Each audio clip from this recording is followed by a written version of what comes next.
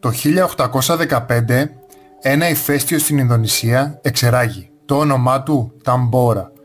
Ήταν μία από τις πιο ισχυρές εκρήξεις στην ιστορία. Η στάχτη έφτασε μέχρι την ανώτερη ατμόσφαιρα. Ο ήλιος σκοτίνιασε, η θερμοκρασία έπεσε και το 1816 έγινε γνωστό ως το έτος χωρίς καλοκαίρι.